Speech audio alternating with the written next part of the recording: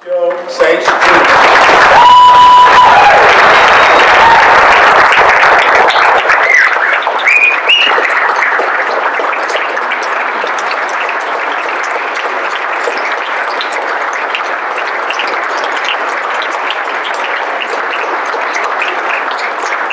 Welcome and bienvenidos to Laredo, Texas. This is the first time I heard my formal name spoken in a long time. I usually go by Pete Signs. So again, thank you so much. The authorities here that actually control this group here, we're extremely appreciative as a mayor of the city of Laredo. We welcome you with open arms. Bienvenidos. And of course, we expect for you to have more meetings here in the city. But I heard that it was a fairly large group. I said, that's welcome news for our city, bring in groups that maybe haven't visited or seen our city. So we take pleasure in that. As you know, or if you don't know, I guess I'll tell you just a tiny bit. Laredo is the #1 land port of the entire Western Hemisphere. Can you imagine that? People don't necessarily realize that or understand that. We did over 320 billion with a capital B billion in trade pre-COVID, and we continue to do very well in commercial trade. Our main partner, as you can guess, it's Mexico. That's why the border is so unique. People don't necessarily understand the border, and I'm glad that you're here. Especially, I know this group comes from all parts of Texas, and hopefully you can see why. Although we value the relationship, we're very much patriots. The U.S., the Mexicans value their patriotism as well. But yet, we have this symbiotic relationship here. We depend on the Mexican shopper, we depend on Mexican trade. And this is how we make our livelihoods here in the border. And so when we hear all sorts of rhetoric or words or this and that takes away from my livelihoods, we say, yes, we're Americans, we're patriots, we love our country, but please, there's got to be a better way to deal with, say, Mexico and some other issues. And of course, the border is never dull, as you can tell. It seems like every election cycle, we end up with all sorts of commotions, and of course, this cycle was no exception. And yes, we care about the border. Yes, we're not a sanctuary city. Yes, we follow the rule of law.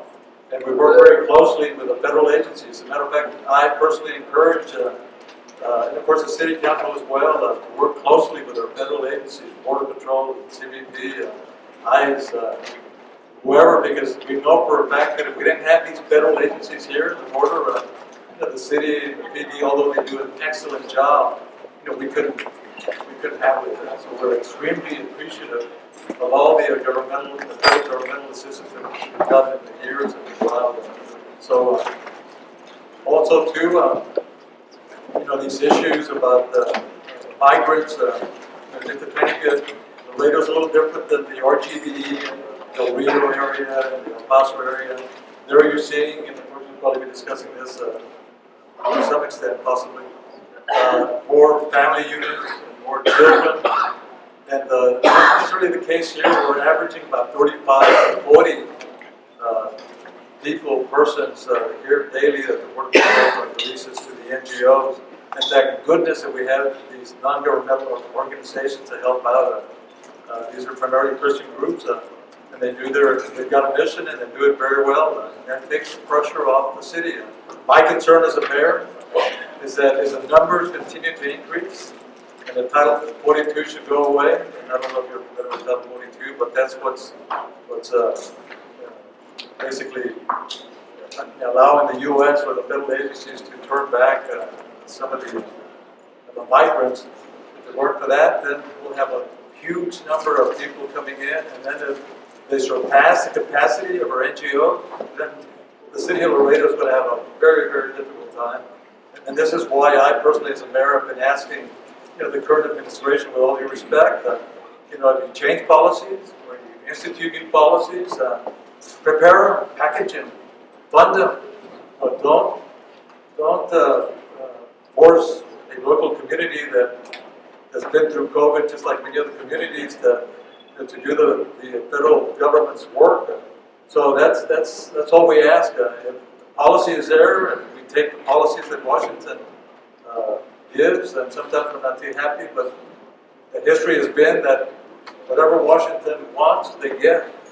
Whether it be a Republican or whether it be a Democrat president, the border is the recipient of those policies, and that's fine, just long as they're prepared and don't put the burden on the local communities. And be that as it may. So anyway, we're excited to have you here. I'm elated. Hopefully you'll come back. Try our restaurants or shops. We need you. I'm begging. As you can tell, without the Mexican shopper, Laredo has had such a difficult time. And we're asking also, open the bridge. Our numbers are going down. Herd immunity is going up. And again, and that's simply because of this relationship that we have with Mexico. But don't underestimate the fact that we're closest to the river, that we're not patriots or U.S. citizens, and we're proud of it. And so, thank you. God bless. Y que viva Laredo y que viva Estados Unidos.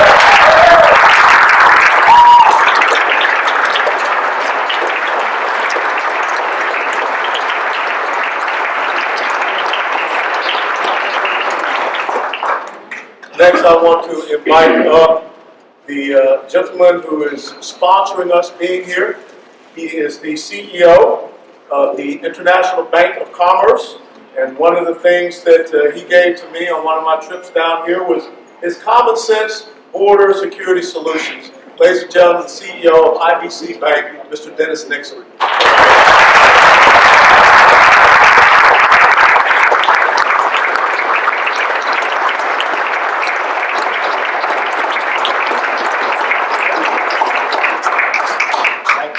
Thank you very much, Colonel West. I appreciate it very much. And as Pete said, not Pedro, we call it Pete here, not Pedro, but we appreciate so much him showing up and welcoming you.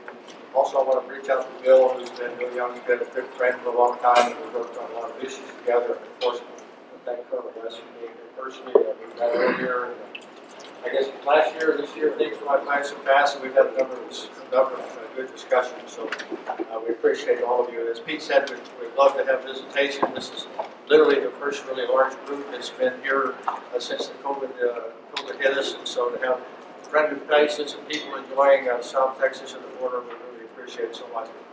I'm going to take a chance and believe that what many of us in this room today do not understand the whole history of the border. And I think it's important as you spend the next day or so here and understand what's going on. Because I know that in many places around the state, around the country, all we hear about is the negatives about the border and asylum seekers coming across, or the illegal aliens crossing, or the drugs and the other things that are so-called go on down here all the time. And we lose perspective of really what the border is. And I've had the great privilege of leading my company for 45 years and building a very successful company here on the border.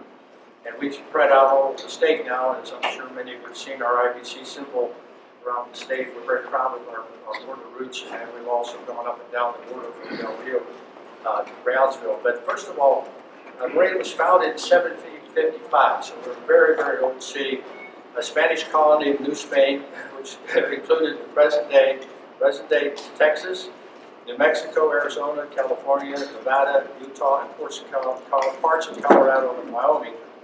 And we just recently, in 2005, celebrated our 250th anniversary here in Laredo. So you can see that the New Spain, as we talk about it, encompassed a very large part of the southern and southwestern part of the United States. So when people talk about foreigners from Mexico and Latin America coming into this area, you have to go back to history lessons and realize that they were here a long time before most of us were ever here. In 1821, Mexico declared its independence from Spain, assuming all the territories of New Spain. Mexico, by the way, will celebrate its 200th anniversary this year. Before there was a state of Texas in 1840, the Republic of the Rio Grande was proclaimed, had a constitutional convention, and Laredo, Texas was named its capital. As a matter of fact, I will be honored sometime later this year as president of the Republic of the Rio Grande. So we were an independent nation here separate from everybody else for about 1 year of our existence. So we are the one area of Texas that's under 7 flags instead of 6 flags. In 1846, as a result of the Mexican-American War, this area was officially ceded to the United States, and Laredo joined Texas and the United States. In the process, the United States Army set up what we know today as Fort Vacancy. That fort has obviously been closed many years ago. That's where our Laredo College campus is today. In the 1880s, Laredo's population was a whopping 3,500, and it was on a major thoroughfare going north, of course. And the largest city in the state at that time was San Antonio, which was a huge 20,000 people. By 1890, it had been more than tripled our population to 11,000, with immigrants from Germany, France, Ireland, Italy, Scandinavia, and all parts of the United States come to Laredo to find employment and business opportunities. This area has always been the trade center and crossroads between Mexico and the United States. It was at this time that the Order of the Red Man, the national fraternal organization, created what today became the nation's oldest celebration honoring George Washington. Here in Laredo, we have a great celebration every year honoring George Washington, which normally is in the month of February. And this year, we've celebrated our 122nd year. It's the longest celebration of George Washington in the nation. Laredo's had its historic role in trade and energy. We've been a big producer of coal up the river, which you will go to this evening in that direction. We have huge coal mines up there that produce a massive amount of coal for many years. It is no coincidence that the International Bridge, located right here by us, is known as the Lincoln-Juarez Bridge. And that's why it was, because President Lincoln and the people was close friends, and constantly exchanged letters back and forth, and became a real landmark of this region during that period of time. Since the Republic through the President, Laredo has been the most significant port with Mexico and all during that period.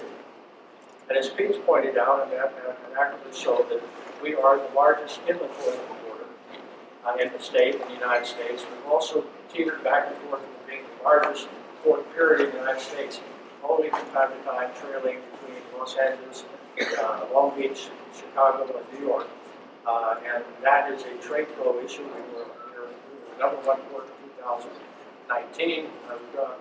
2019, we dropped down below those levels again because of the trade problems with COVID and some of the other things. But we've consistently been at the top of the ladder and produce and carry about $1 billion or so a day to trade across this bridge.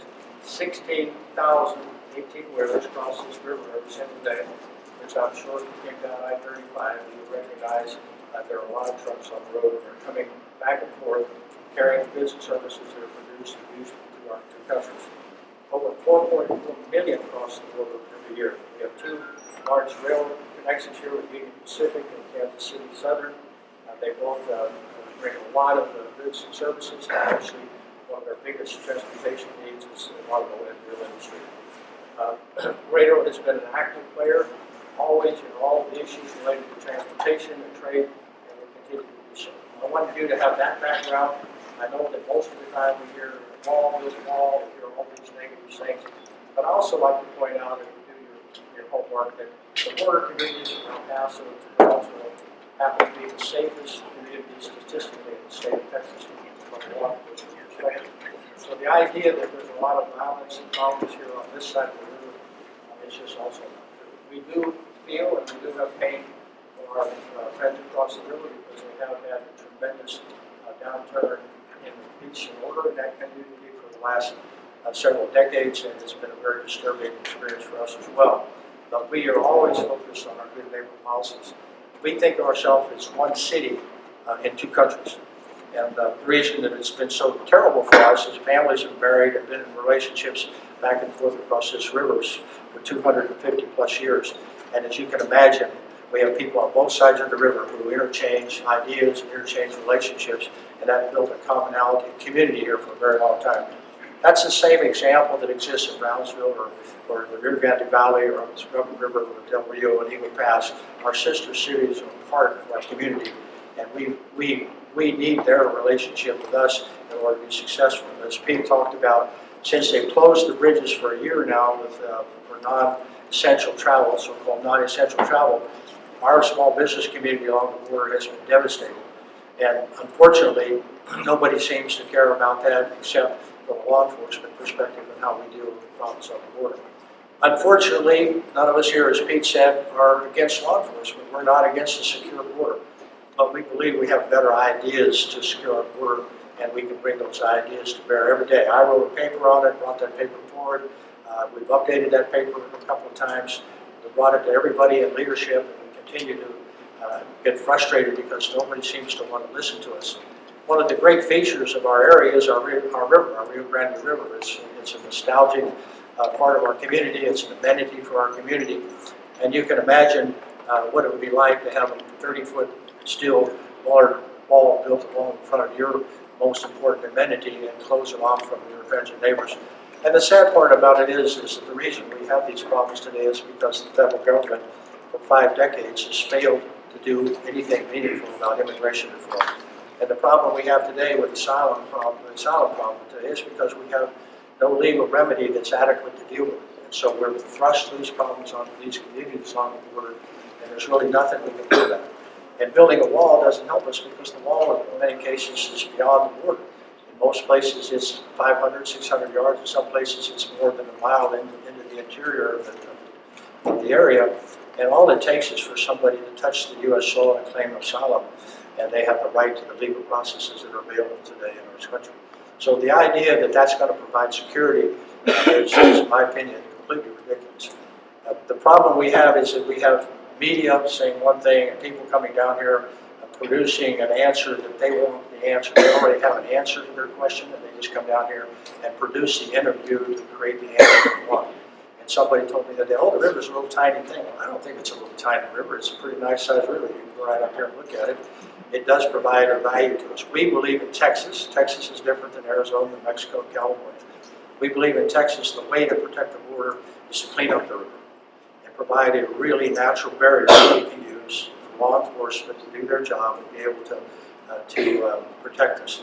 The one thing that people forget that the wall doesn't provide, it doesn't add one border patrol officer to go get that person. And it ultimately comes down to boots on the ground. You can use all the technology in the world and all the things you want to do in the world, but if somebody comes across that river, you've got to have somebody there to catch them. And you can imagine with 1,200 miles of riverfront in Texas, that's going to be a big job for those people who want to try to get across. So this is a challenging issue, but we believe if we would follow local advice, local ideas, and use the local resources, then you could probably solve this problem. But it's going to have to be solved at the federal level by meaningful immigration reform, and also including in that immigration reform, we have to have something more meaningfully done with the asylum and how we do the asylum. So I hope you enjoy yourself here and get to see the things that are great about Laredo and this area part of the world. I've loved it. I moved here 50 years ago, and I've had a wonderful life here, had great success in this community. I love the border. It's a special place for me. We operate all the way from Del Rio to Brownsville and have many locations and had great success. The people are wonderful. They're genuine. They're fun-loving. Food's great, and they love to drink tequila, so have a good time. Thank you so much.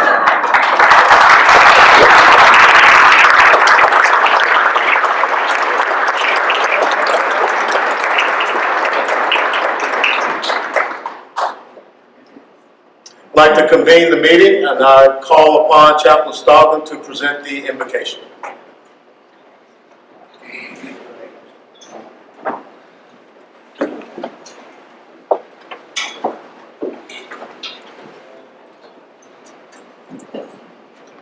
Thank you, Mr. Chairman. A quick moment of special privilege, Mr. Chairman, as you are a veteran. If you are a veteran, yesterday was Medal of Honor Day. Would you please raise your hand if you are a veteran?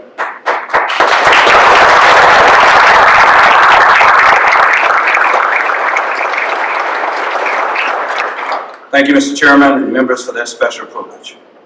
The Stoll, some of you know this, including the chairman, who has invited me to be the chairman of this great body. This Stoll was bestowed on me by 39 nations in Afghanistan. And it is for those veterans and those people who have sacrificed so much that I wear this Stoll for them.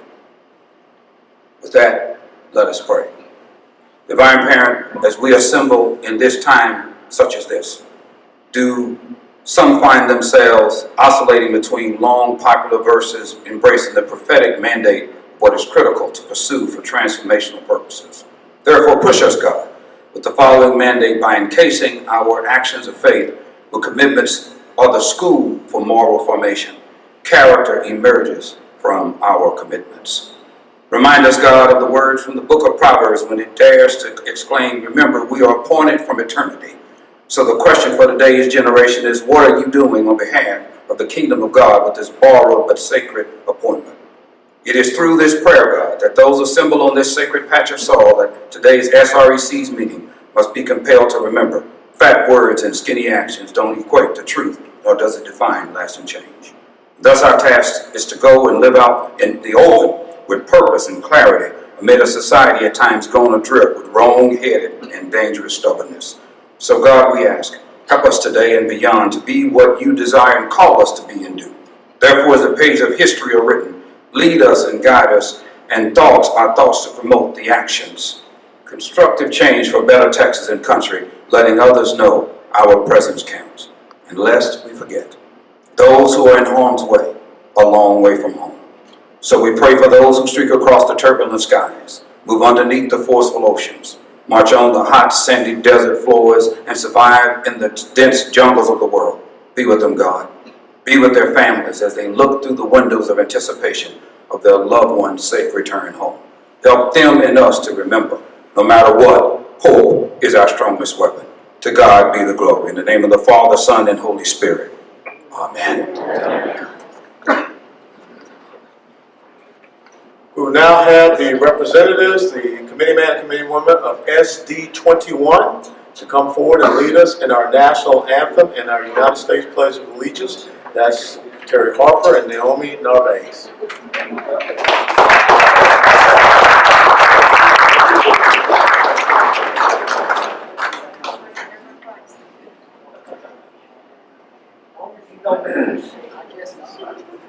Well, it's called the national anthem.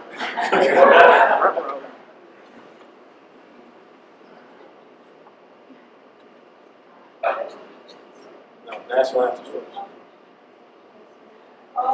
Say, can you see by the dawn's early light what so proudly we hailed at the twilight's last gleaming, whose broad stripes and bright stars through the perilous fight o'er the ramparts we watched were so gallantly streaming, and the rockets trembled and walls were singing. They moved through the night, their light was still there. Oh, sailors and star-spangled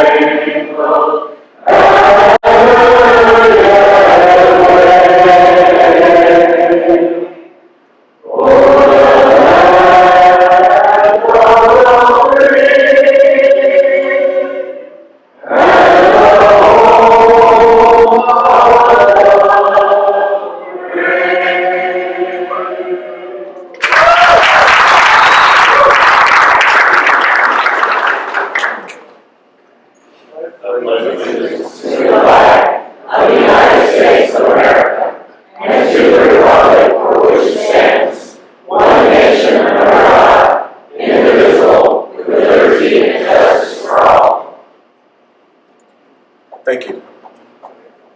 We will now call upon Senate District 26 to lead us in Texas, Our Texas, and the Texas Pledge of Allegiance. That is Fred Rangel and Marion Steinko.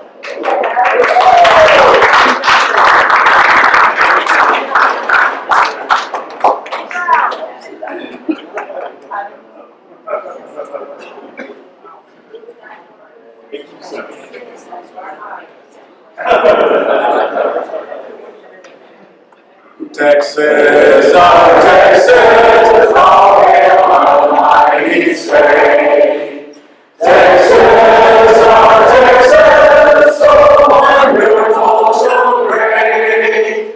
Boldest and grandest, withstanding every test.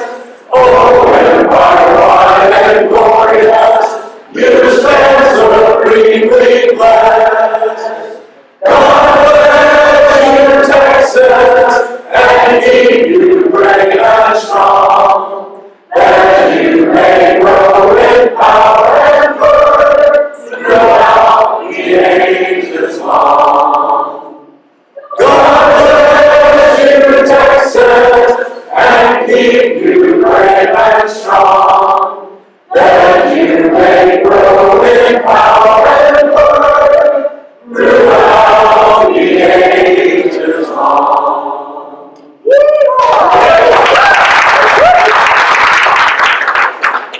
Our Texas flag, I pledge allegiance to thee, Texas, one state under God, one indivisible.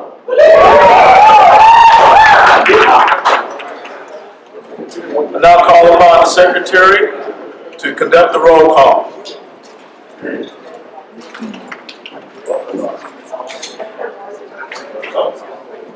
First 10 push-ups. I appoint Abraham George, Robin Hayes, and Rolando Garcia to serve as the proxy committee. Proxy committee will meet over here to our front. And now I call upon the Secretary to call the roll.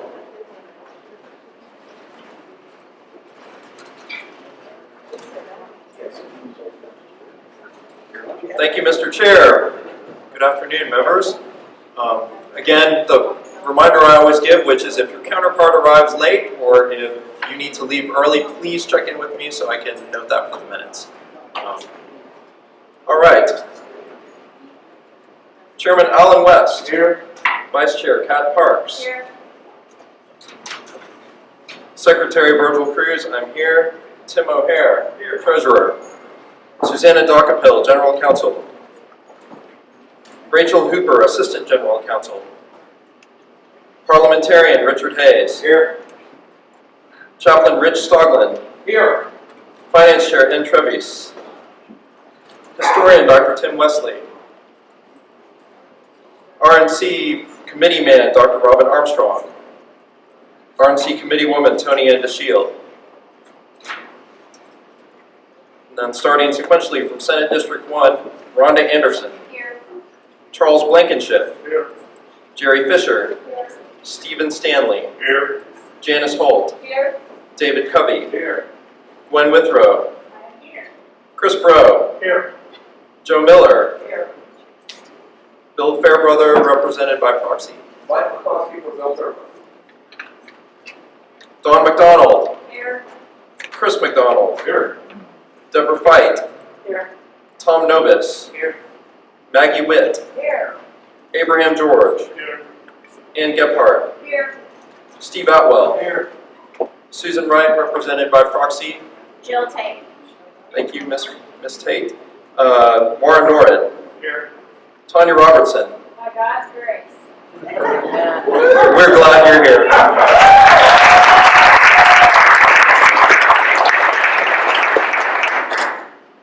H. Scott Hapley. Here. Jill Glover. Here. David Wiley. Here. Don Elliott. Here. Roy Morales. Here. Olga Lasher. Here. Fernando Trevino Jr. Here. Gail Stannard. Here. Rolando Garcia. Here. Susan Fountain. Here. Matt Patrick. Here. Becky Green. Here. Sean Cheevan. Here. Edie Sinclair. Here. And are you carrying Joe's proxy? Dr. Alma Arredondo Lynch. Here. Frank Lopez Jr., represented by Marion. Is that Marion Hilton, present. Grace, thank you. Grace Jones. Here. Carmen Calderon. Here. Naomi Narvaez. Present. Terry Harper. Here. Debbie Duke. Here. John Carr. Who? Leslie Thomas. Aye. Stephen Broden. Anticipating. Jack Barcroft, represented by Chip Howell, is that right? And that's you, Chip? Yes. Thank you. Chris Coons. Here. Mark DeRazio. There. Marion Stenko. Presently. Fred Rangel. Here. Morgan Graham. Present. Carlos Cascos. Here. Robin Hayes. Here. Steve Evans. Here. Robin Cooper. Here. Mark Dunham. Dion Starnes. Here. Britton Brooks. Here. Debbie Hayes. Here. Carol Precure. Here. And Mr. Chair, you have a quorum. Thank you. Relaxed. Very good.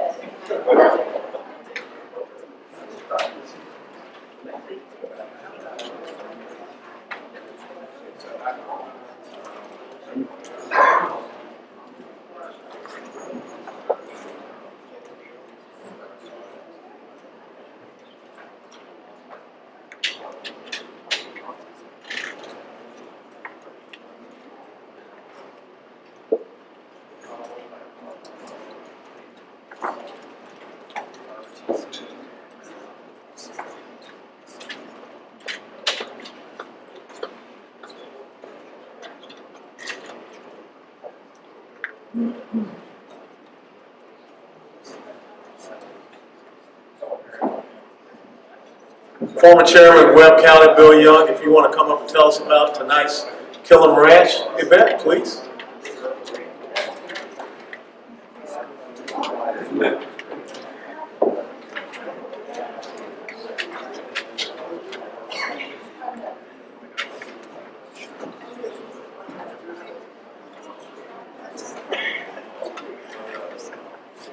First of all, I want to welcome you all to Laredo. It's my city. People say, no, it's a mayor or somebody else. No, I'm a direct descendant of the founder of the city of Laredo. My great-great-grandfather's house is right across the plaza from here. And it's a historical site, so this is my city. We're going to have a barbecue for y'all. Mr. Killam, who unfortunately couldn't be here today, and neither could Cliff, his son, who's the president of the Chamber of Commerce. They called me and they canceled right at the last minute because they had a meeting they had to go to. The ranch is straight out Delmar Boulevard. You go all the way out Delmar Boulevard until you hit a yellow gate. The road ends there. And we'll have the gate open. There'll be a gate guard there. He'll be checking your names to make sure you're the ones that are invited. I have everybody's name on there, so don't worry. We're having brisket, beans and rice. We've got the best band in Laredo playing, called Ross and Friends. There'll be a little room to dance in there if you want to dance. Just bring your own beer or whatever you want to drink. Mr. Killam said, please tell them to do that because some people like to drink beer with their brisket. And normally he doesn't allow any alcohol in his ranch, but he said that'd be okay for y'all. Made a special arrangement with me. So I want to thank everybody for coming. And to get to the ranch, you hit that gate. Make sure you go straight. Don't get off the road. Because there's a lot of ranch roads to go away. That's 44,000 acres of ranch. So if you get lost, we may not ever find you. But there'll be one telephone post on your left side as you go down the road. And then when you get to the Caliche Road, when you go over the cattle guard, it should change to the right. And just follow those one pole lines, electric lines all the way down. There's cutoffs to the left, cutoffs to the right, don't cut off. And when you come to one of the wooden bridges, please go around it. There's nothing wrong with it, but I don't trust them, okay? So, and just go down, it's about 6 miles down the road. And there's a lot of deer and other stuff that we cross the road once in a while, so be careful when you're driving out. And of course, Mr. Killam owns his own oil company and stuff, so that's another problem.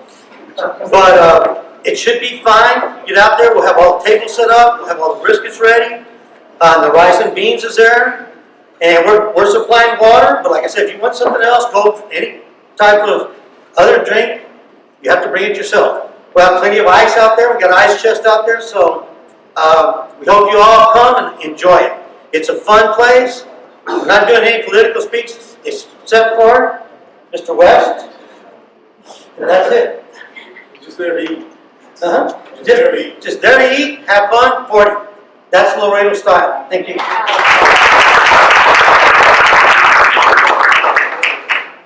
Oh, the board tour. He asked me about the board tour. Tomorrow's board tour is going to be at the World Trade Bridge. I went and talked to Customs today to make sure that the lady that's going to speak to us was going to be there. It'll be as soon as we end here, we'll go straight there, because they close at 4. Just want you to know that. There won't be as many trucks as there normally is during the day. Like I went out today, I couldn't even cross over to meet them. They had to stop traffic to come get me to go to the bridge. So that's how many trucks there were in line. And, but there'll still be a lot of trucks, and you'll be able to see the whole operation. We're going to sit outside the port on a hill overlooking the port. That's where I used to work, because I retired from Customs. And that was one of my ports. So we'll be sitting up there and you can see the whole thing. You'll see all the operation going south, coming north, going south, and the way that in the inspection booths. So that'll be really nice, and everybody just, if we can carpool, that'll help. But if not, you just follow us out there. You go straight out, golly, you're gonna have to exit Farm Road 1472 and go over the expressway, go all the way down, and when you get to the loop, it'll say World Trade Bridge to the left. Go to the left and just go over the bridge, and then you're going to have to take another left, but I'll be standing there. I'll make sure everybody gets there okay.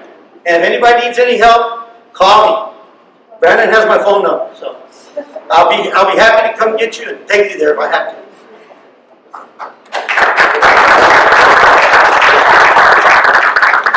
I now call upon Abraham George to report on the findings of the proxy committee. Quorum being determined, call the meeting to order.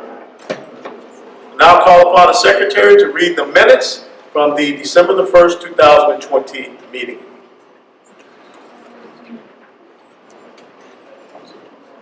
Thank you, Mr. Chair. The minutes were distributed electronically. They are in the packet. So I will read them if there is a request from the body. Okay.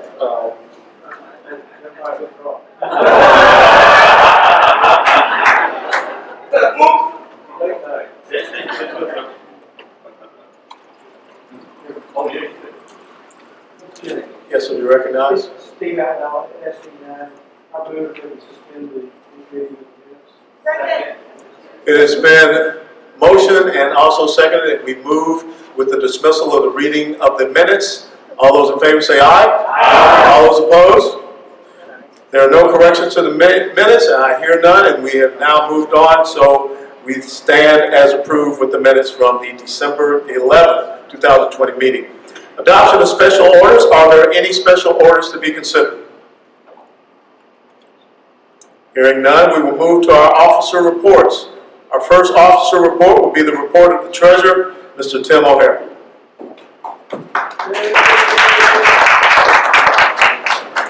The treasurer always does draw the biggest round of applause in the room, doesn't he? All right, it's good to be here with all of you, and Mr. Chairman, it is good to be here in Laredo. I'm so glad we came here. I drove down here in 1990 when I was in my junior year of college after a San Antonio Spurs Chicago Bulls game.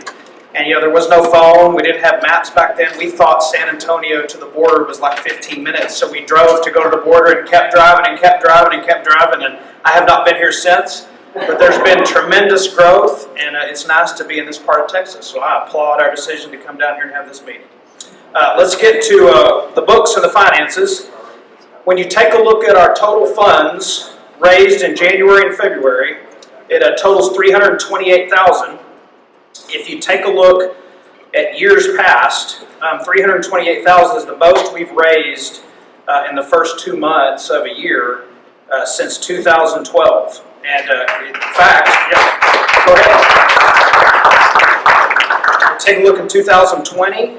We raised in January and February $114,693.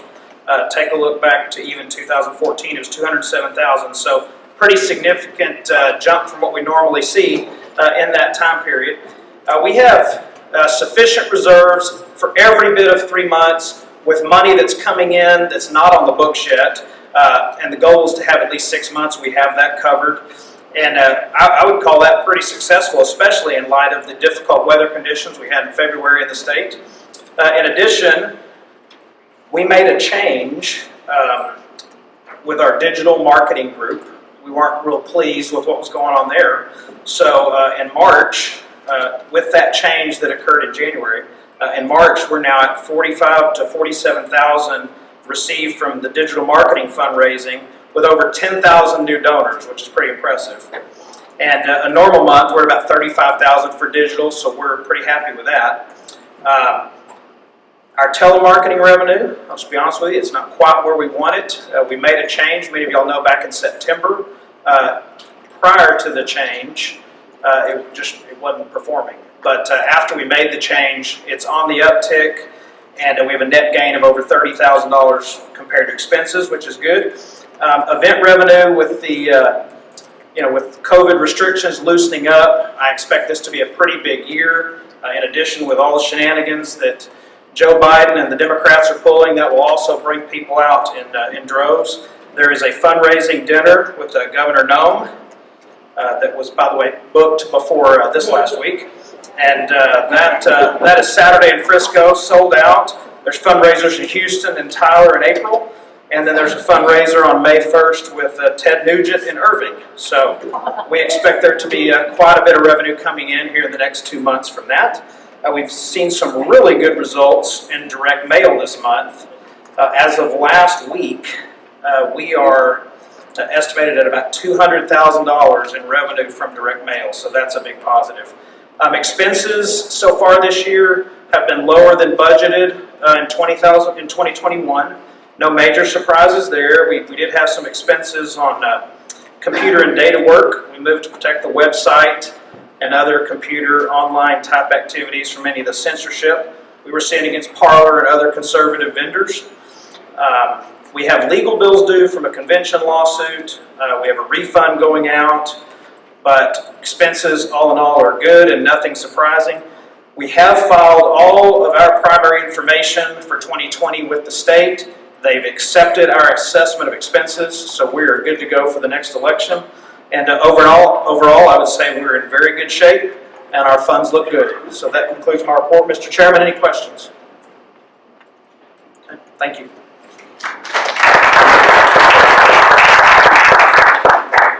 We will now have the report of the party historian, Mr. Tim West, Dr. Tim West.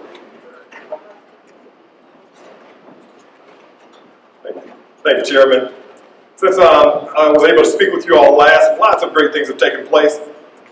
I've had an opportunity to go to a few different locations throughout this great state of Texas, speaking about history, RPT history with the Brazos Valley Republican Club, February 4th, a private meeting with the Brazos Valley Republicans on that same date. I'm scheduled to speak with the Canyon Lake Republican Women. That's been rescheduled due to the winter storm, so we're going to be taking that forward come summer. Been able to speak with also the Republican Club of Bexar County, February 24th, KTSA 550 God, Family, and Country Radio Show on March 21st. Coming up, if you're in Robeson County or near, we'll be speaking with the Robeson County Republican Women on April 6th, April 15th, Lone Star Republican Club. May 6th, Hearts of Day San Antonio. And we've also, under Chairman West's direction, we've been able to, and his encouragement, put out an article once per week during Black History Month, sharing history about Republicans, Black Republicans throughout the great state of Texas, and also throughout the month of March. We're going to put out at least one article per week on Women's History Month. So a bit of history that's been shared during this time. I was pointing out to the people as we've been able to travel to these different clubs about our formation. Of course, many of you know 1867, and I talked about the fact that some of the things we saw in history, we're starting to see a repeat of. Immediately after 1867, there was an immediate split that took place within the Republican Party between what's known back then as conservatives and radicals. I talked about the fact that this division was something that was indeed challenging for the Republican Party, and that it caused a rift that within 5 to 6 years, literally 5 to 6 years, Republican Party of Texas went from a powerhouse to Democrats being able to take over. Some of those things that took place that I share with the idea of history was that there were separate choices for state offices during that time. There was a division of the state that was put forward to the people. One part was going to be Texas, the other part, ironically, was going to be West Texas. But that did not go through, of course. And we even had someone by the name of Andrew Hamilton. Many of you may be aware of him. He encouraged others to support him, and that included Democrats at the time. And so ultimately the result, and this is what I share with you in close, the result was in a short period of time from 1867 to 1872, the Democrats were able to capture the Texas legislature. By 1873, we saw that the governor's office was captured, and ultimately for the next 120 years, history shows us that because Republicans could not get along, for the next 120 years, Democrats would be in charge of the great state of Texas until recently. And that takes us to about 1985.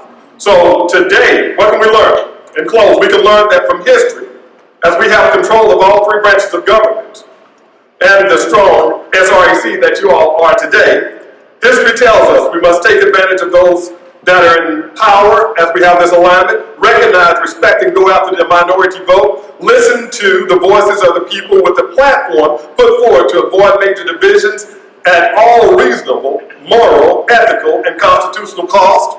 And let us not just review and revisit history, let us learn from it. Once again, my name is Dr. Tim Wesley, historian for the RPT. For more information on me or to contact me, visit the RPT website. God bless you, and God bless the great state of Texas. God bless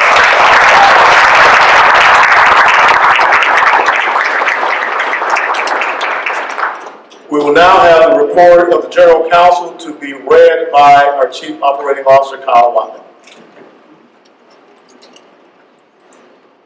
Hey guys, so we were going to have Susanna zoom in. As many of you are probably learning, the internet here is a little bit lacking. So as opposed to a really glitchy Zoom presentation from Susanna, I'm going to read her report, and then at the end of it, we'll invite you to email any questions to her and her General Counsel inbox. And I know just enough about this stuff to be dangerous, so there may be a couple of questions I might be able to answer for you too. Last July, Houston First Corporation abruptly canceled its contract for RPT to use the George R. Brown Convention Center for an in-person convention. Although federal, state, and local regulations would have allowed an in-person convention at the George R. Brown facility to proceed with appropriate protocols and social distancing, Houston First terminated the contract due to concerns about possible COVID-19 spread. RPT is suing Houston First for breach of contract based on their wrongful termination of our contract. Houston First is claiming the force majeure due to COVID-19 excuses their breach of contract. Force majeure is a legal term that typically refers to some force, act of God, or natural disaster beyond the party's control and makes performance impossible. In this case, RPT specifically negotiated a contractual provision with Houston First that defines what force majeure would mean in light of COVID-19. So the case is about whether the terms of that clause in our contract with Houston First were met. If Houston First terminated our contract without meeting the conditions in the force majeure clause, they owe us compensation. In the trial court, Houston First moved for summary judgment. Summary judgment is a law term that means even if the court believes everything one side says about what happened, the law still says the other side wins. The same judge then that ruled against RPT in its suit last July to have an in-person convention also ruled for Houston First on summary judgment. Now, RPT is appealing this ruling in the 14th Court of Appeals in Houston. We're again arguing that Houston First did not terminate the contract according to the terms of the force majeure clause and that they owe us damages. We have filed our opening brief. Next, Houston First will file their brief, then we will file a reply brief. After that, there may be an oral argument depending on whether the court decides to hear one. There was an ancillary case against the city of Houston that asserted a takings claim under the Texas Constitution. We did not win in the trial court, and the officials committee agreed with our outside counsel's recommendation that RPT's best strategic course of action was to focus solely on the contract claim. We will keep you posted as the situation continues to develop. Because of the technical difficulties today, if anyone has any questions, please contact Susanna at counsel, obviously the S counsel, counsel@texasgop.org. So that is her report. Again, there might be some questions I might be able to answer, but for anything else, counsel@texasgop.org. Any questions? concludes the report. Thank you, Chairman.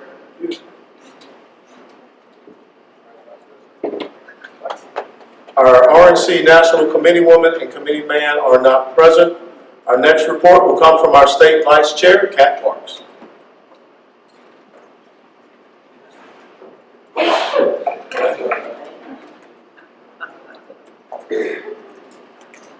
Well, hi everybody. Glad to see you down here on the border. Since we met the last time, my focus has been on collaboration and on growth. I've been very pleased to be included for the Frederick Douglass Republican Society of Tarrant County under the recommendation of Chaplain Stodlin. They're doing an Emerging Leaders Seminar on May 22nd. And Chaplain, if I could get you to stand up, I know this is off the cuff, but tell us in 30 seconds the goal of this seminar, because it's really special, and this is a first-time initiative that we're working on of this nature. If you would, Chaplain. Thank you, Madam Vice Chair, Mr. Chair. It is to inform, educate, engage, and create networking opportunities for the future leaders of the Republican Party of Texas. And our age target area is 18 to 45 years old. It'll be in Fort Worth, Texas.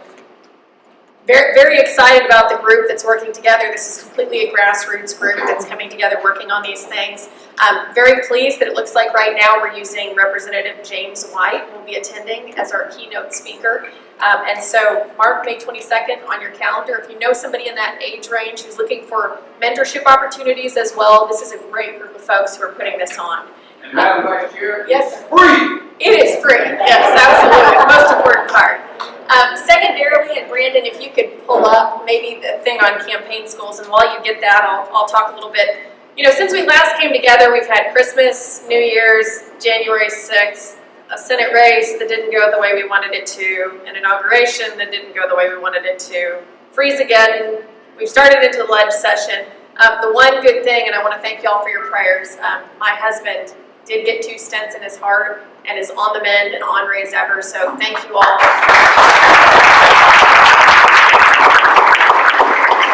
Okay, very excited. And Brandon, for those of you who know, in 2019 we did a collaborative effort bringing in the Leadership Institute, and I'm proud to introduce Robert Arnakis, who will be joining and speaking very briefly after I do, to explain. In 2019, we brought in the Leadership Institute to reach out to over 30 different locations, hosting in combination with the Texas Republican County Chairman's Association, TFRW, and Texans for Greg Abbott. We educated over 1,500 Republicans. Very pleased to report that Kit Whitehill, who's the first vice president of TFRW, has taken over, and we've expanded this year to include the YRs as well. So it ended up being about a 1/3 split. County chairman took over about 1/3 of the schools, TFRW took about 1/3, and TRCCA, county chairman, had taken over about 1/3. And Robert will talk to you about what we're going to cover with this, but very excited. We can reach hundreds of thousands of activists and people who are interested not only in running, but in participating in campaigns. And so this will be launching. He'll go over dates and things like that. We have 32 locations planned this year, and so we will have that scheduled to share with you. And Brandon, I don't know if you can scroll down and hit the informational site, and maybe it'll upload and maybe not. A couple other things. So collaboration and growth have been the name of the game. So reaching out to our auxiliary organizations and other partnering organizations. TFRW had an outstanding legislative day. There were over 300 in attendance, so I was able to speak with them about what the work we're doing at the Capitol.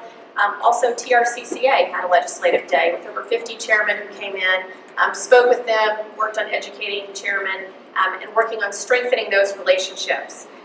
Also, a big congratulations to those of you who know different YR groups. The YRs put on their inaugural Legislative Day dinner, had over 600 in attendance. This was massively successful. And so please, let's all give a round of applause, because this is exciting when the YRs are treating themselves not just as our future of the party, but as the now of our party. They're running in municipal elections, they're raising money, they're knocking doors. And so good job to the YRs. Any of you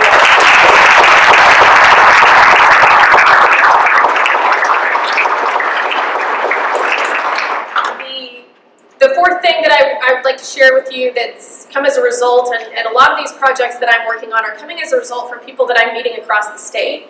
I've spoken with over 2,000 people since I last spoke with you in December. I've been from down at the border of Maverick County to Galveston on the coast, to Midland, up to Northeast Texas. I've had over 30 speaking engagements since we last met. And when people come up in the audience and they have good ideas, I say, you're it. I love solutions. Let's roll forward with your great ideas. And so from this, one of the most frequently asked questions or concerns that I hear from different audience members is that we don't do a good job of reaching out to our youth. And from that, had a conversation with the Kimball County Chair, Charlie Swift. He and his county have agreed to host a youth conservative camp, and I don't know, Brandon, if you can find the link to that.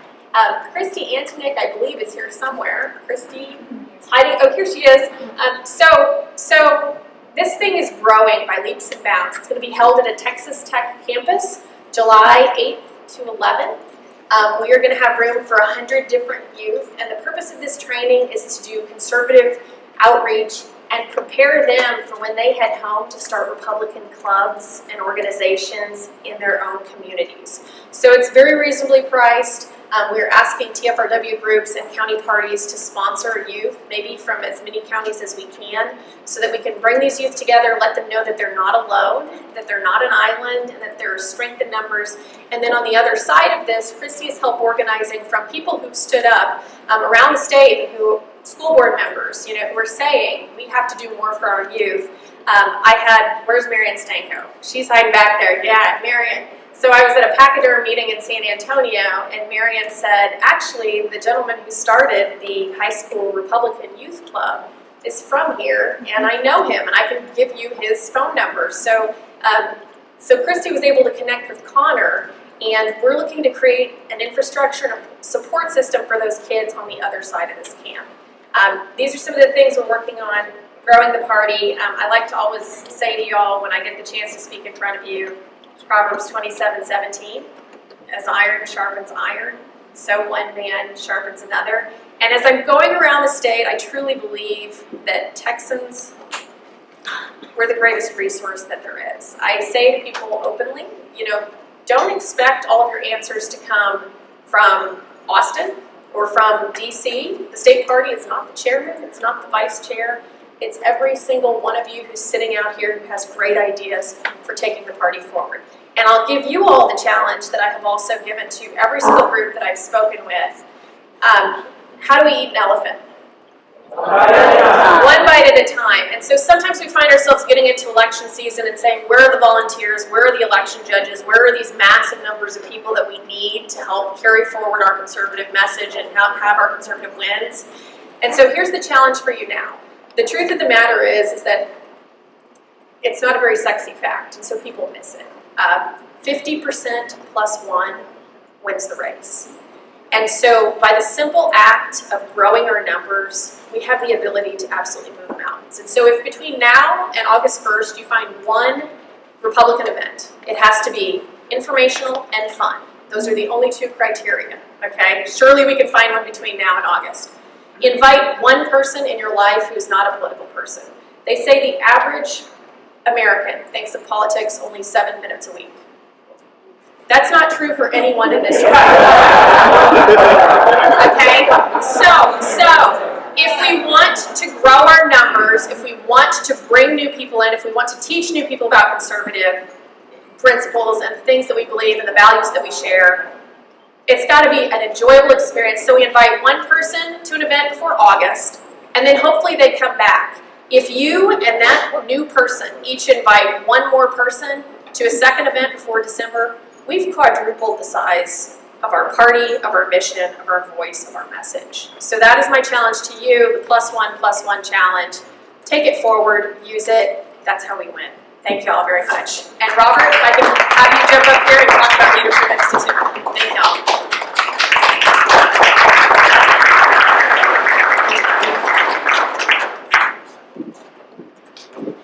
Good afternoon.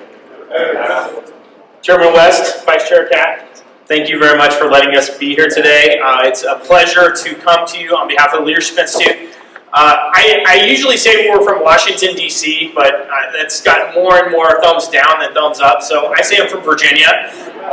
But we are pleased to be here today It was a couple years ago that I talked to Kat, and she said, hey, can you come down here and can we have a conversation about doing campaign schools? And that resulted in 34 schools that we did. I am pleased to say that we've been invited back to come and do the schools. Chairman West talked to me in December. He said, I'll make you a deal. I'll support what you want if you come down and you do a week-long campaign school. And I have not forgot about that promise, and we will do that. We're looking at September dates. But we will have a more comprehensive campaign school. For the folks that can attend the one day, we want you there. For the people who are out there that say, I want to support a good candidate, we want you there as well. So I'm going to tell you real briefly about what we did here. We did 34 counties. This time we're looking at 34 counties. Some of those counties are going to be combined. If it was not for the support of the TRCCA, TFRW, TRP, organizations like this, we would not be able to do what we do. Our job is to train, and because of you good folks coming out and promoting it, and the county organizations letting people know about it, we're able to go out and thankfully do the great trainings that we do. This is just an example of the agenda that we did last year. In 2019, we're looking at a similar agenda this year. It'll be a full day school. The good thing is that this year we're going out, we are finding the venues ourselves. We're not enlisting the county chairs to find the venues, and we're paying for the venues. So all you have to do is send the email out, let people know about it. The cost is $25 a person, and that will cover their meals and materials.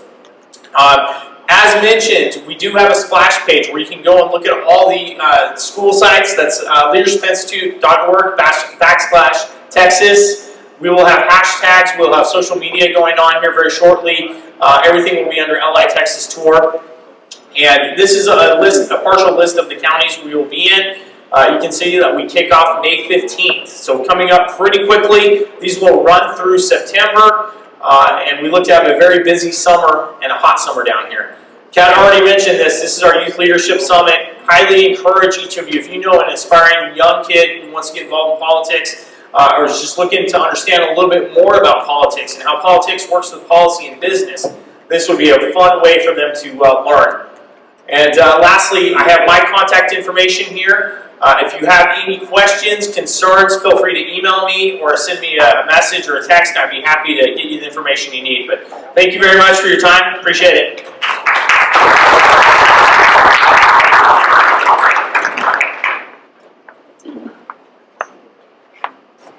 I think some of you all saw the little kerfluffle that was out there this morning. I came to understand that it was all because of a case of mistaken identity. As I was walking down to the Secure the Border rally, the group came out and started to follow me. They yelled and called that I was an insurrectionist. They said, how dare you be in Washington, D.C. on January the 6th. Unfortunately, I was in Florida at the RNC meeting. But then they said, you're under indictment. And it just dawned upon me that they thought I was Ken Paxton. He was supposed to speak at the Secure the Border rally down there. And so when I went up to them, the guy with the bullhorn who was yelling at me and said, I'm sorry, I'm not the Attorney General of Texas. He is a white guy. I'm a black guy. And you guys are mistaken in yelling at me. They all looked at themselves, and now, you see, they're not out there.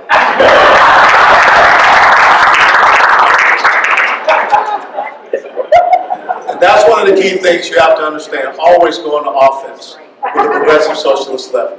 Never be on the defense. Never be on your heels. Move to the sound of the guns.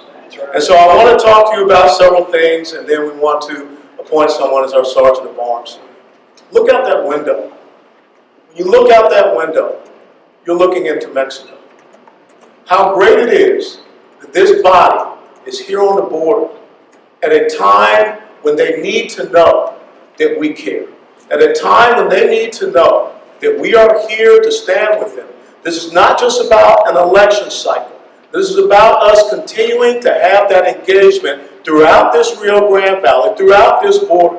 And so many people have come up and said to myself and some others, thank you for being here. They're thanking us as a Republican Party of Texas for being down here because they feel that they have been forgotten. There was a woman that I talked to last night, and some of you all, Matt Patrick, you got a chance to speak with her, just telling you about some of the things that they face. Some of you had some trepidation about coming down here to the border, worried about your safety and security. But think about the fact that these people live this 24/7, 365. And so if you're going to be credible to talk about the border, if you're going to be credible to talk about illegal immigration in your state of Texas, you need to be able to look out the window and see the border yourself. And that's why it's so important for us to move our body all around the great state of Texas, to let people know that we're there to engage with you, we're there to hear from you, we're there to show our flag, show who we are, and let them know that we are about our constitutional conservative principles and values, because truly when you go out and you talk to the people in the Black community or Hispanic community, they are conservative in nature. They believe in the Judeo-Christian faith heritage. They believe in strong families. They believe in small business entrepreneurship. They believe in individual responsibility and quality education. They believe in service to our nation. The chaplain just told you that yesterday was Medal of Honor Day. The most Medal of Honor recipients in the history of the United States military do not come from the white community, do not come from the Black community, they come from the Hispanic community.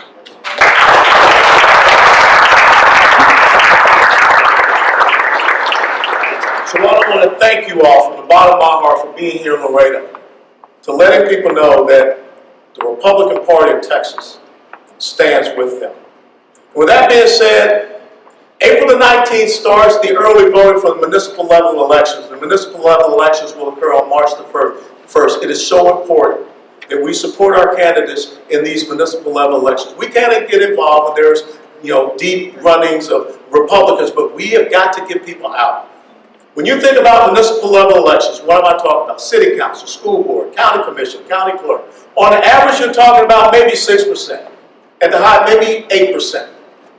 We cannot have those type of numbers that are coming out.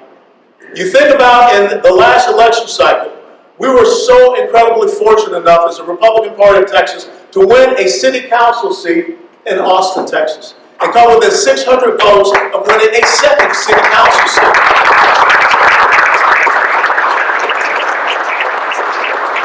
When we go out there and we run on what the left is talking about, think about in Austin, Texas, where they defunded the police. You saw the 64% increase in violent crime. You look at the homeless situation there. Now the citizens of Austin have come up with a petition to say that they want to get rid of this camping ordinance. We have an opportunity, even in these major, large urban population centers. Talk to Susan Fountain and some of the things that they're doing with the Dallas City Council. I believe we got 7 or 8 Republicans running for city council seats in Dallas. Wouldn't it be an incredible thing if we can flip some city council seats in Dallas? But when I come down here and I'll talk to the young Webb County Chairman, Tyler Krause, and I ask him, how many people do we have running for county commission down here in Webb County against these Democrats? He said none. We have got to do better. We have got to start looking at raising that generation that's going to run for city council, school board, county commission, county clerk. Why is that so important? Because when you talk to Tyler, and I think some of you in the Election Integrity Committee may have heard from him, Mark Zuckerberg has bought the voting machines here in Webb County. Now, if we had control of that county commission down here in Webb County, that would not happen. Because elections are done down at that state level. That's where the supervision is. That's where the voting machines, your processes, your procedures, your systems are done at the commission level. So we have got to focus on this. If we're going to do good with that number one legislative priority, we have election integrity. That transitions to the next point. Will everyone that is on the Legislative Priorities Committee please stand up? We thank you.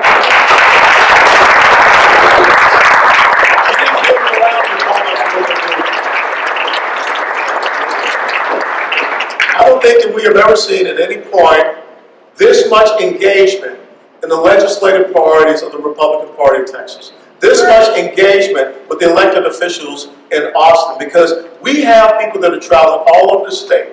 They're keeping people abreast with these legislative priority updates, with this legislation updates, so everyone knows. And we are getting record amounts of people that are going in to testify. And we have had incredible amounts of success with the legislation that is being filed against our legislative priorities. That is why we're here.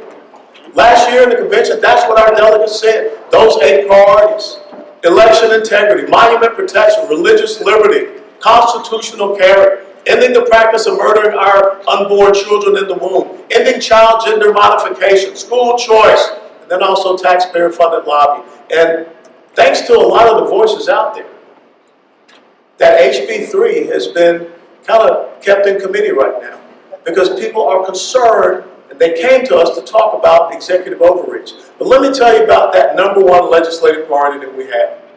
Because if you watched President Joe Biden's press conference the other day, when they started talking about election integrity, when they started to talk about the legislation that Republicans are talking about, like in the state of Georgia, like what we're doing here, you consistently heard the repetition of 2 words. And those words were Jim Crow. Over and over and over. And so what do you see happening right now?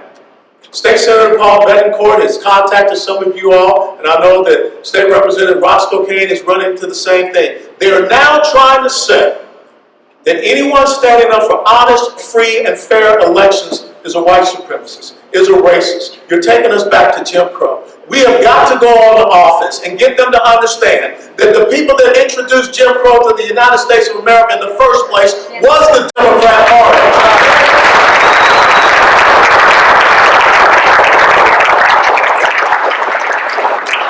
So I'm telling you to go on your social media platforms and do not be afraid, because what they're going to try to do is browbeat us down. What they're going to try to do is to guilt shame us, because they understand that in Bill Clinton's 1994 first midterm election, he lost 54 congressional seats. In Barack Obama's first midterm election in 2010, he lost 63 congressional seats. They know what is coming down the pipe. And our state legislatures have to be strong, because when you read H.R. 1, that is the greatest threat to the system of democratic practices and processes that we have in these United States of America. It is unconstitutional in every single way. The federal government does not have an enumerated power to take over elections. That is a state, that is a local responsibility. You have to read.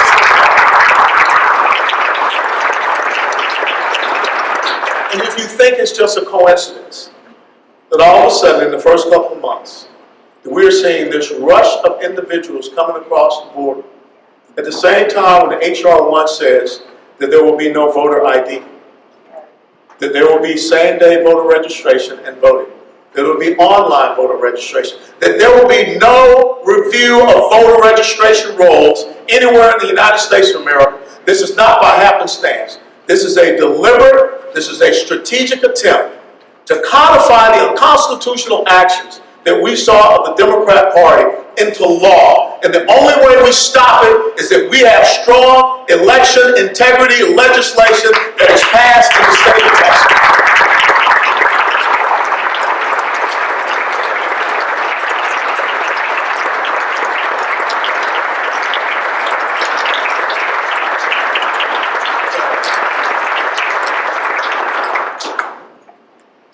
Constitutional carry, monument protection, religious liberty. You look at H.R. 5, religious liberty is gone with H.R. 5.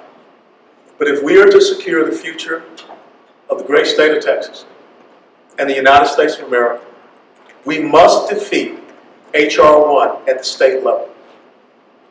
If you understand the supremacy clause in the Constitution, the only way that federal law is supreme to the states is if what the federal government is passing is pursuant thereof to the Constitution. That's what the Supremacy Clause says. H.R. 1 is not pursuant thereof to the Constitution of the United States of America. What I'm telling you, every single one of you, white, black, Hispanic, Asian, I don't care, you cannot be intimidated, coerced, threatened into being silenced about this. If they call you a white supremacist, you continue to stand for election integrity. If they call you a racist, you continue to stand for election integrity. If they call you whatever name, you continue to stand for election integrity. Because the most important name that you will earn if you stand for election integrity is patriot. Amen.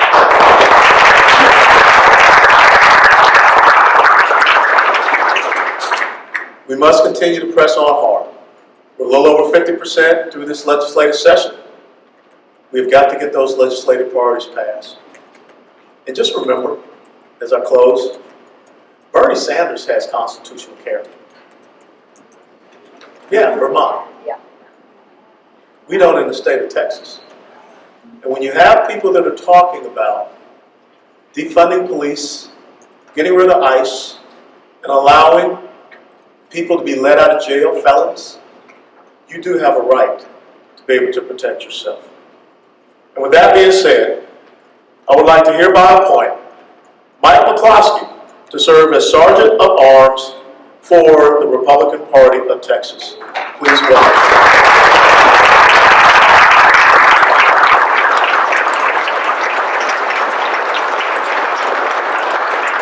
We have no confirmation of county chair appointments, and so therefore, we move on to the election to fill a vacancy for SD 24 committee woman. Section 171.003 of the Texas Election Code provides that the state executive committee shall fill by appointment any vacancy on the committee. To be eligible to serve as a replacement to fill the vacancy in a membership representing a senatorial district, a person must reside in the district. A majority of the executive committee membership constitutes a quorum, and a person must receive a majority vote of the members voting.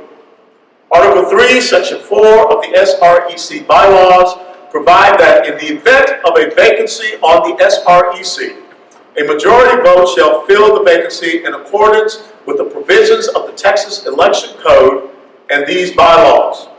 Notice of an election to fill such vacancy shall be included in the notice of call of a meeting. If there is no objection, we shall follow the same procedure as we used in filling the vacancy of SD 19 in our December meeting, and recall that those rules are: nomination. Nominations shall be made by a SREC member from the floor. Speaking.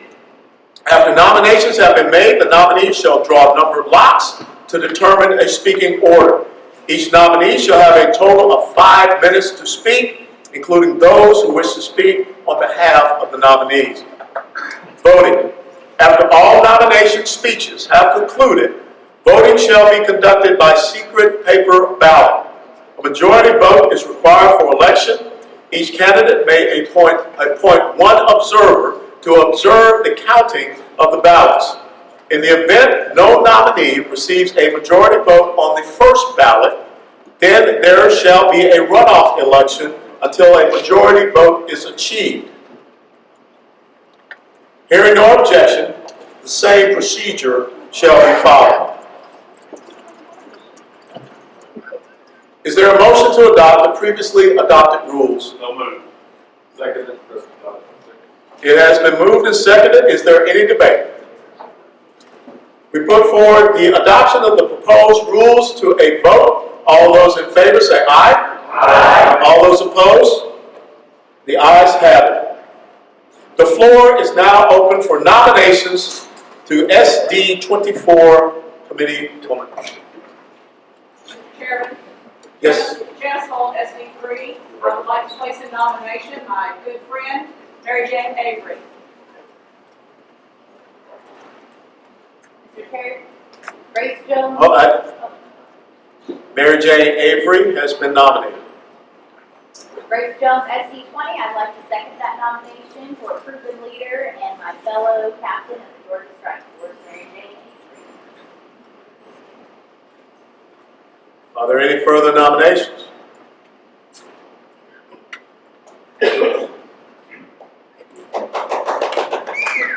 Well, that's pretty easy.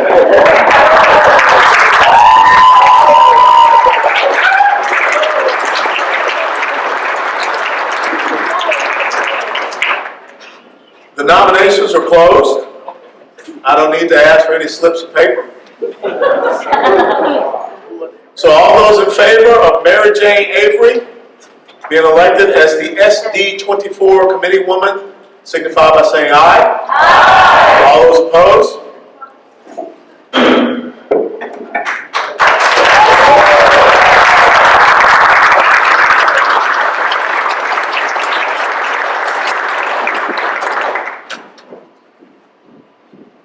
Well, I am Mary Jane Avery from Burnett County, and I do appreciate your vote so much. I have been a lifelong conservative and have a long history with many of you in this room, and it was a joy when Gail Stenar brought me a photograph of myself with Clint Moore at the 2000 convention. And Clint meant a lot to me, and I just do appreciate the photograph so much. But I don't want to talk about what I've done for the last 20 or 25 years. I want to talk about what I've done in the last 12 weeks. And that's over 27 personal contacts and visits to the clubs and the county chairman in SD24. And I'm very excited to report that we have very many new county chairmen. I helped facilitate a retiring county chairman to a young new county chairman and vice chairman in one of our counties. And what all the county chairmen want is communication. They want training opportunities, and they want boots on the ground so that you can encourage them and walk alongside them in everything that they're doing to prepare for 2022 and 2024. And it's been a joy and a delight everywhere I've gone to encourage everyone at meetings to participate in the legislative priorities. And I agree with the chairman that in all of my time in the Republican Party of Texas, I've never seen a more organized, well thought out effort to engage patriots and give them every tool they could possibly use to make their voice heard at the legislature. So I appreciate you for doing that, and I'm a happy warrior ready to get to work. Thank you so much for your vote.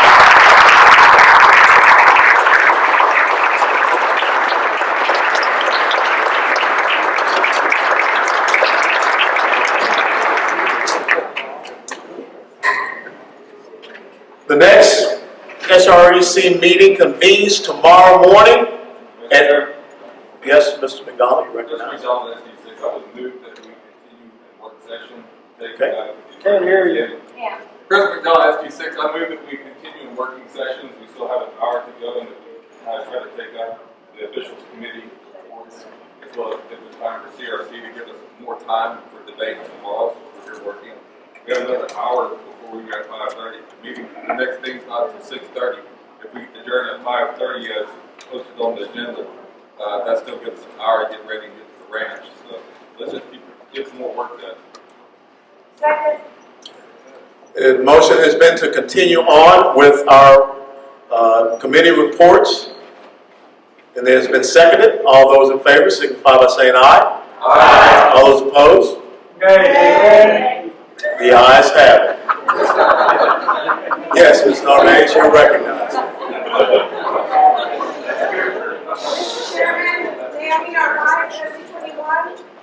I would like, I guess, an explanation of why we have a confirmation of county chair appointments and we were prepared to appoint a chairman for Zapata County. Terry and I have been working with a young lady, Jenny Thatcher, and I'm not sure why we did not do that today, but she is present. And if you would explain or tell us why you did not do that, I'd appreciate that. Yes, in consultation with Brandon Moore, what we want to do is do a little bit more research to make sure that we do not set ourselves up for any issues that are coming forward. I don't see any problem with Ms. Jennifer being confirmed, but I just want to make sure that we are following all the right procedures, and there were some concerns to make sure that we did not upset some other people that may be looking in that position. But I understand that, you know, there was one other person that we have tried to get in contact with, but what I wanted to do was to wait and make sure that we ran all of the necessary traps and make sure that we are as clear and squared away before we move forward. Mr. Chairman, I would like to ask why we want to use the Okay, well, if you would like to go back, and we can go back and we can have that confirmation. And if you would like to come forward and speak on behalf of the young lady, we would appreciate that. Because this is the first time that I have heard of her, and so that was one of the concerns as well. So if you would like to come forward and speak on behalf of her and introduce her to the SREC, then we can have a vote on her confirmation.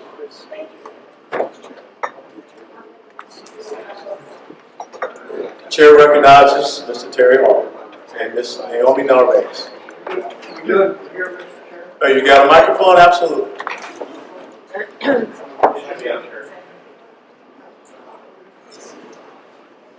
Naomi and I have, is it on? I guess it is. It's on. Naomi and I have been working on this, to fill this position for months. Zapata County is the next county south of here, right down the river. You go up there and get in that river, you're going to eventually end up in Zapata. We first met with her Halloween. Last year. Please be the mic. First met with her Halloween of last year. We brought in people from Zapata, people that are interested in being precinct chairs that want the chair position. We interviewed them, we worked with them, continually since then. We were of the opinion that Jenny was going to be the next chair until we just found out about an hour ago that our plans had been changed. I do not have her bio with me, but I can tell you that she was the initiator of all the truck trains in that area. She put a huge crowd down there, very, very active. She has the support of all the people that want to be precinct chairs, and I think for us to wait one more day, it's just a day lost in filling that position and getting another county active in the Republican Party, a county that I personally believe would be very easy to turn red. They are right people, they're hardworking people, they're family values, Christian values, and I would like to make this nomination today and for y'all to vote for her and let's her the vote right now. Chris McDonald, D6, I'll second. Motion's out there. I just want to add, committee members, that we have been talking with Jenny a lot. Jenny, why don't you come over? I'd like for you to say a couple of words. But she is the person behind the turning of Zapata County. She already has individuals that, well, I know. She already has individuals that are interested in being precinct chairs, and we are prepared to help them accomplish everything that we need to do down there to make sure that it stays red. But I want her to tell you about her, because she has a great bio and a few things that you would find interesting.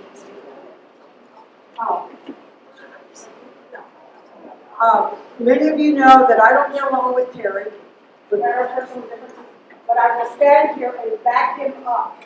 I live in Zapata County. I used to be the chair of Zapata County, and we need young, energetic individuals like Jenny. And I am here to support their position. And we need people there now. This is in the middle of nowhere, people. McAllen is about 100 miles one way, 50 miles to Laredo. They need people like her. And I think that we need to support this. Thank you. Thank you. Ms. Thatcher, the chair will yield to you. Come. Ms. Jennifer Thatcher.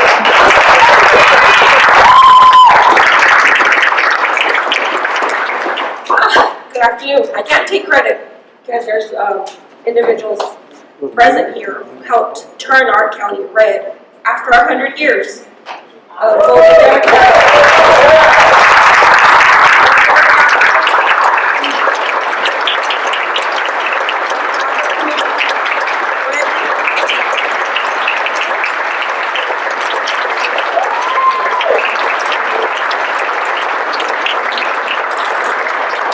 As a matter of fact, I have two of my committee chairs present, and I truly appreciate Charlie and Isela. We gathered a large group of like-minded individuals, and you're going to find people within my age demographics, which is like 35 to 45. We make up the population in Zapata County, which has been mostly Democratic for a while. I work with Texas Visiting Nurse Services. I do provide casework we provide services for the elderly. 14 years I've done it. I'm a mother of 2. I have a daughter who works for the state and a son who's just now starting college. It's funny to send it to. I'm a Longoria. We are part of the original founders of Zapata County. My spouse, Robert, his great-grandfather is the original founder of Zapata, Texas. So we're lifelong Texans. What else can I say?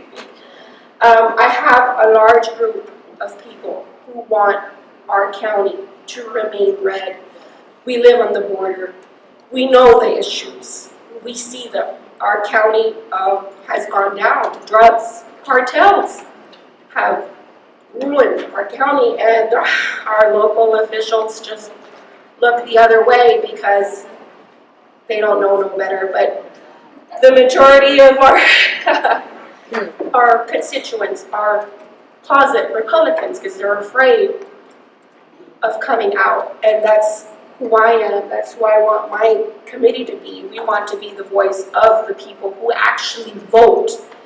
We don't want the representation that's coming in. I mean, I don't know if you were familiar when we had the blackout. We had Beto O'Rourke. Well, his name's Francis, but he goes by Beto to kind of like buy our Latino votes. But we're not ignorant, like the president said. We've heard we know how to use the internet. We can read. We're not Neanderthals.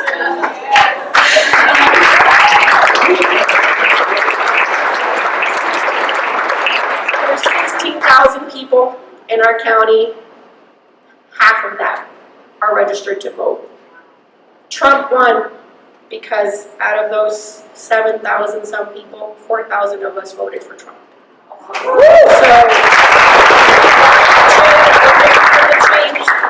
there was another young woman who wanted the position. She succeeded, but I volunteered. I'm willing to put the work.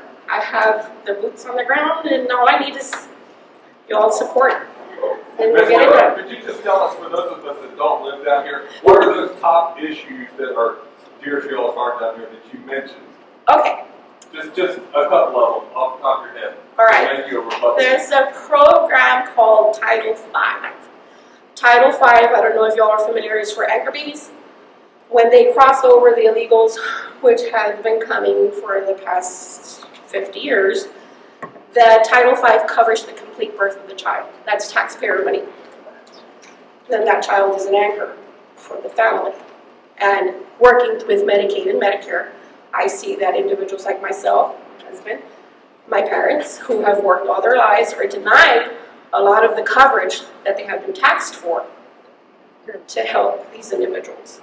Working with the elderly, veterans, I see it, and it's frustrating, and it makes me angry, and I get stressed because I want to help the people who have put into the system, not the people who live off of the system. Zapata County is very small. I don't know if you were familiar with the cartel. They overtook our county, and I can tell you because I worked right next to the Texas Department of Human Services, and then we have the Texas Department of Public Safety right next to us. You see, and you would hear from teachers where children would talk about their parents being involved in the cartels, but then you would later see them at their appointments getting benefits from us, the taxpayers. And I'm not saying, you know, it is an issue, and our county does need people to take that mentality away. Like everybody's like, oh no, everybody's welcome, but we see it. The housing is bad. How can I say? That's definitely an issue for us. The illegal, the lack of leadership in our county. They look away all the time. Our roads are horrible. Our police department isn't equipped. Our fire department isn't equipped. We have excellent EMS workers, but they lack the equipment. We had an emergency room, it's been gone. At one point in time, we were a hurricane evacuation center. No more. Our leaders asked Henry Cuellar for help, and he told them to get a grant writer. So it's not something, we're tired, we're frustrated, we're angry, and we don't want it no more. So we want to.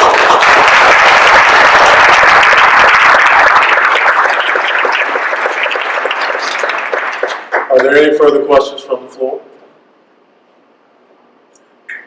There's been a motion, it's been seconded to confirm, appoint Ms. Jennifer Thatcher as the county chair for Zapata County. All those in favor signify by saying aye. Aye. All those opposed?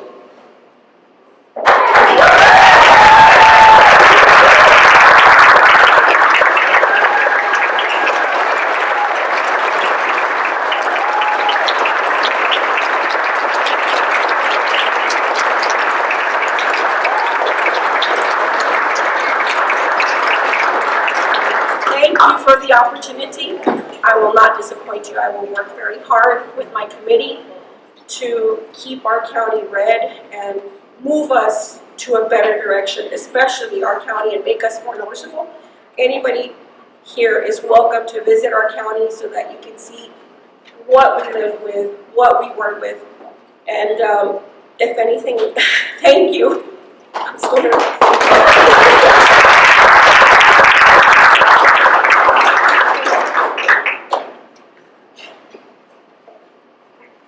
You can jump.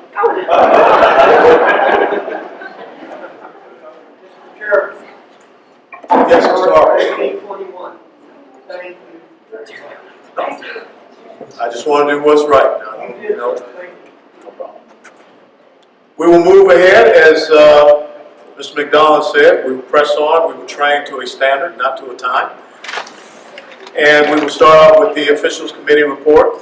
The Officials Committee met today. The major item that the Officials Committee is looking at is next year's state convention.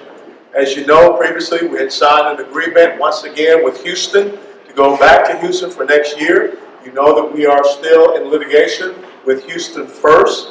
We have already signed contracts for hotels in Houston, and so we know that a lot of people in our body would not be happy about going back to Houston, but we also have to be very concerned about the fact of trying to break out a contract with hotels and the effect that that would have on us to the tunes of maybe $500,000 to $600,000. So we have got to do some further research. We are going to come back to the Officials Committee in 2 to 3 weeks or a call to see about getting a decision about continuing on. Be there in Houston. We're going to look at some other options. Some of those options do include Fort Worth and also maybe Dallas. So stand by on that. Subject to your questions, that's the report from the Officials Committee.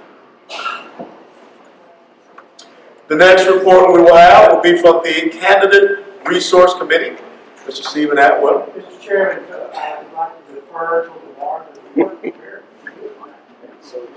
Well, blame him, don't blame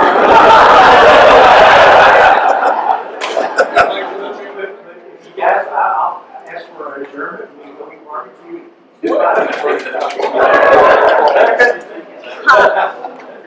Parties and auxiliaries, are you prepared to give a report? Party organizations, I'm sorry, party organization. Mr. Chairman, I rise to ask you to defer my report until tomorrow. See, there's always a way to circumvent. I know what other report was written and it's ready. Auxiliaries and coalitions. We too would like to defer to the Mr. Cheevan, you're recognized. Sean Cheevan, SC17. I move to adjourn until tomorrow, given the general state of readiness on committee reports. Object.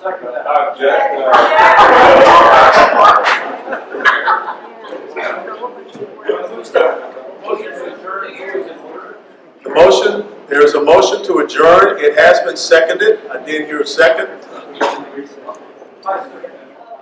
It would be an adjournment. Parliamentary Park. President Dodson says parliamentary inquiry has this motion in order as we had agreed to a time certain of 5:30.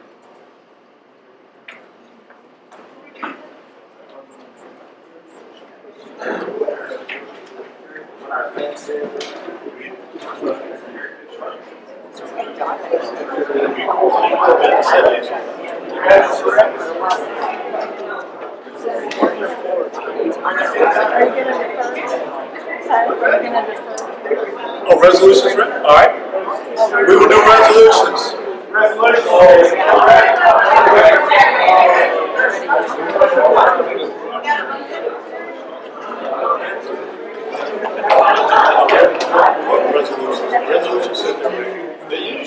We will go ahead and take resolutions.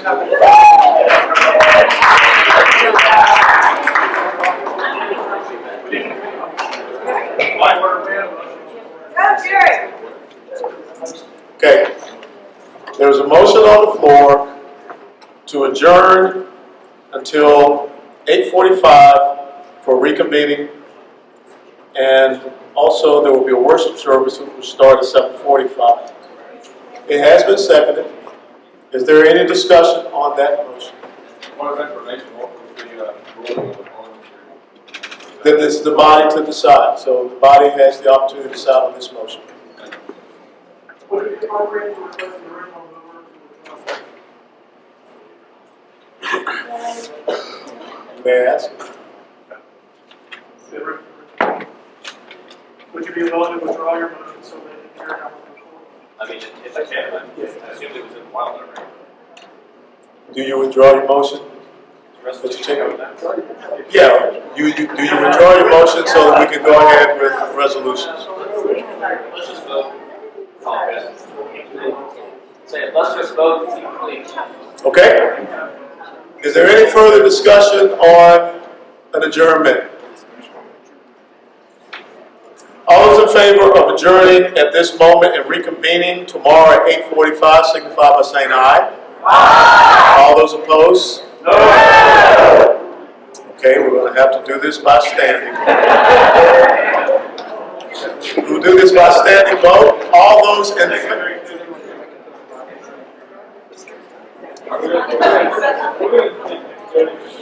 We'll do this by standing vote. All those in favor of adjourning at this time and reconvening at 8:45 tomorrow, please stand.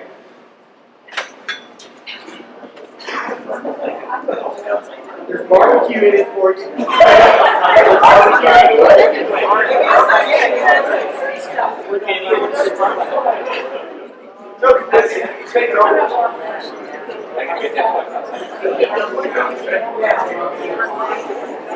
Okay, people have proxies. We got one right there. We got the count.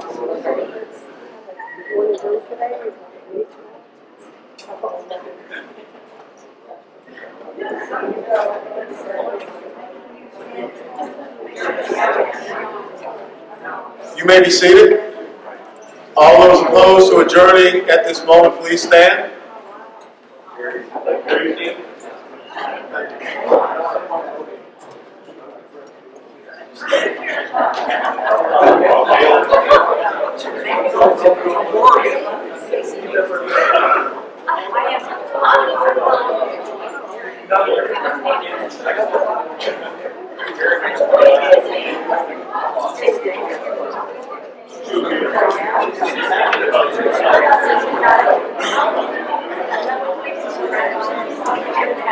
The vote is 26 yeas, 25 nays.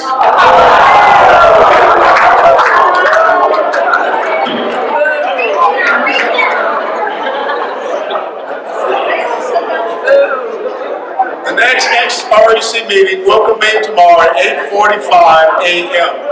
Before tomorrow's SREC meeting, there is a worship service at 7:45 a.m. Tonight at 6:30 p.m., there's a social at Killam Ranch. You already got the details. If you need any further details, our staff can provide them to you.